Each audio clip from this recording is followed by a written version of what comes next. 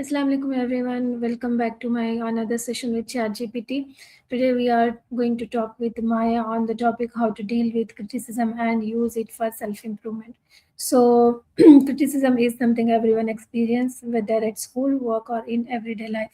So while it can be sometimes difficult to hear, it can also become one of the greatest tool for personal growth when handled with the right mindset. So let's not waste the time and call Maya.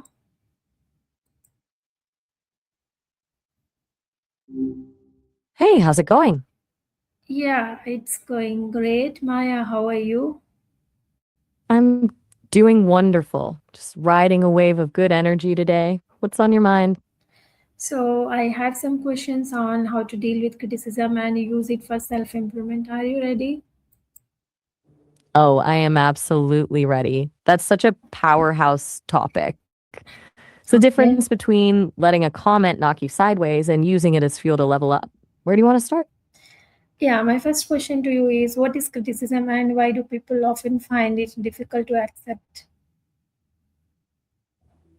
At its simplest, criticism is just an evaluation of your work or behavior. It's someone pointing out a gap between where you are and where they think you should be. As for why it's so hard to swallow, I think it's because our brains often mistake a critique of our work for a critique of our worth. It feels like a personal attack on our identity rather than a helpful note on a project, which triggers that immediate defensive instinct to protect ourselves. Okay. Uh, so Does that like res- yeah, what is the difference does that between resonate? then constructive criticism and destructive criticism? The main difference is the intent and the delivery. Constructive criticism is like a map. It's specific, focused on the work, and gives you a clear path to get better. It's coming from a place of wanting you to succeed. Destructive criticism, on the other hand, is more like a wall. It's usually vague, personal, and designed to tear you down rather than build you up. You know, Okay. it tells you that you're wrong or bad without actually explaining how to fix it. Do you find you run into more of one than the other in your work?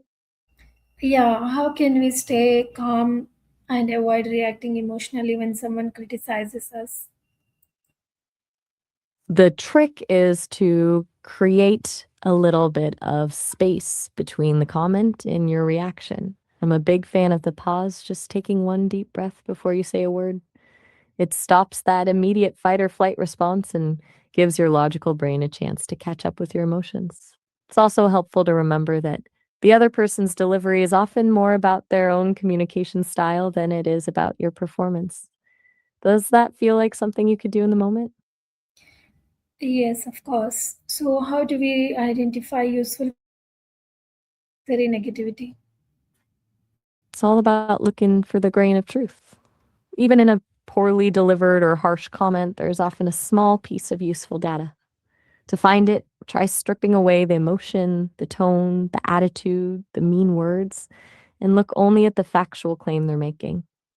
If the feedback is specific and points to a result you actually care about improving, it's probably useful. If it's just a vague opinion on your personality, you can safely toss it. Does that help you filter through the noise?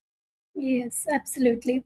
So, what mindset helps us see criticism as an opportunity for growth instead of a personal attack? It's all about shifting from a performance mindset to a learning mindset. When you're in a performance mindset, you feel like you're on stage and every critique is a grade on your value as a person. But in a learning mindset, you're the scientist and the criticism is just new data. You stop asking, why are they saying this about me? And start asking, what is this telling me about my process that I can't see? It turns the experience from a trial into a collaboration. Do you think that shift feels doable for you? Yeah, of course. Okay. So then, what practical steps can students and professionals take to improve after receiving criticism? First, I'd suggest thanking the person, even if it was hard to hear. Keeps the door open and shows you're the one in control of the interaction. After that, ask clarifying questions to turn a vague comment into an actionable step. Instead of just accepting this isn't working, ask which specific part feels off to you. Once you have a clear target, pick one small thing to change and test it out. The Okay. goal isn't to fix everything at once, but to show that you've integrated the feedback into your growth.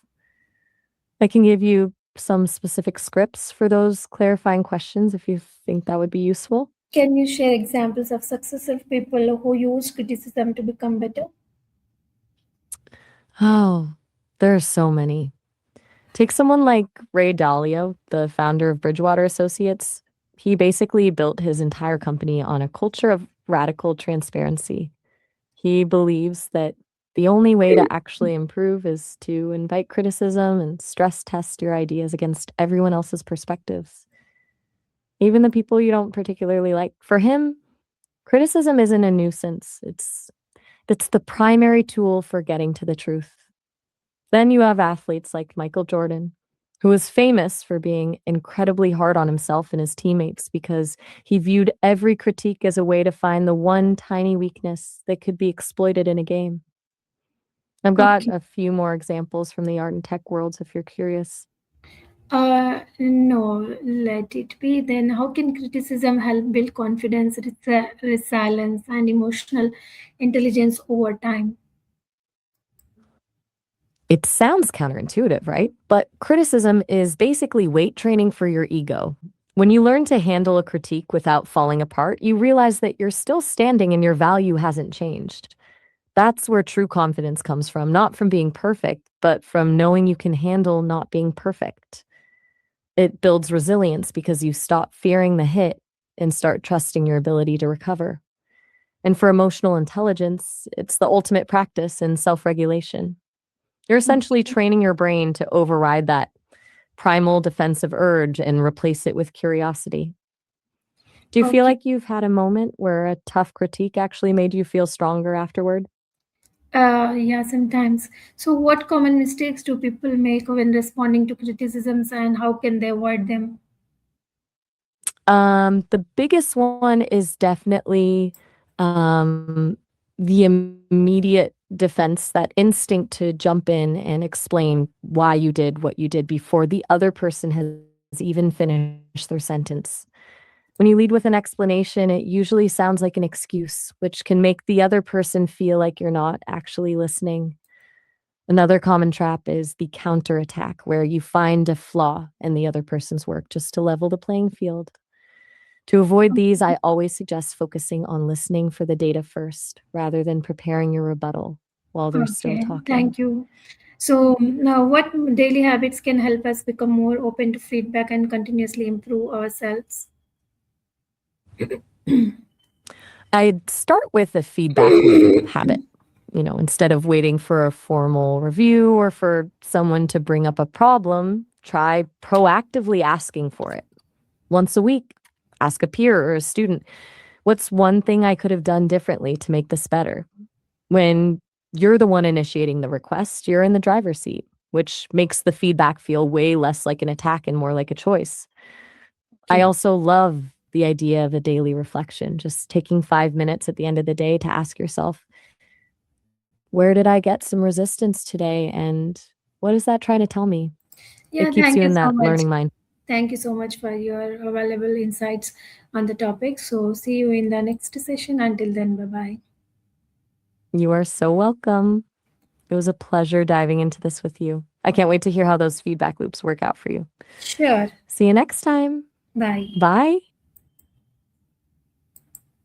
So that was our discussion with Maya on the topic how to deal with criticism and use it for self-improvement. I hope these questions help us to understand the criticism and does not have to discourage us. So instead, it can guide us toward become becoming stronger, wiser, and more successful.